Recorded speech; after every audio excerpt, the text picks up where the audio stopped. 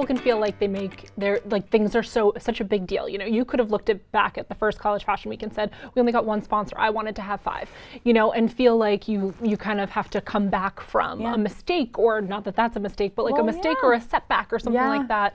How do you sort of do that and you know, kick in your heels and say, like, I'm gonna keep going, I'm gonna turn this around? And you know, it could be as simple as sending an email to a reply all when you meant to send a reply. Like, it's just those little things when you're in the beginning of your career can feel like the biggest deal in the world. Yeah. I mean, it's easy to blow things out of proportion, right? And it's easy to think that it's the end of the world. And I think so many people make a mistake at work or have something they think is going to be this, and it winds up, it's okay, but it wasn't great, you know? And to write yourself off as a failure is the worst thing that you can do, because you're always going to be your own worst critic, right? And so if everyone makes mistakes, I think the worst thing you can do is, if you make a mistake at work, for instance, is pretend like it didn't happen. Like, let's say you do something you shouldn't have done, and you know, you mess up something for your boss, trying to like cover it up and pretend like, if it's not, either you fix it is the first thing,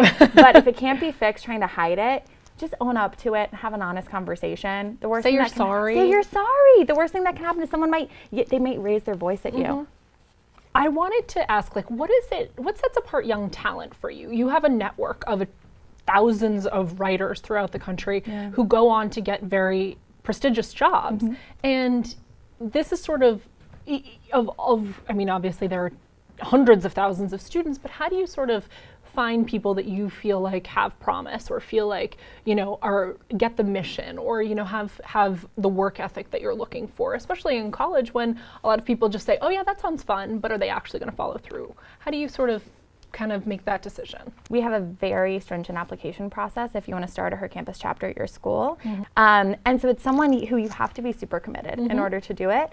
And we're very, very selective. So the application process is extremely extensive. And then of the applications that we get, we do interviews with everybody, and then we have a low acceptance rate too. And for us, it's really a quality thing. We know that there are so many women out there who are hungry, who are willing to put in the work and the effort to get ahead. But if you're hungry and driven and organized, that's really what sets you apart.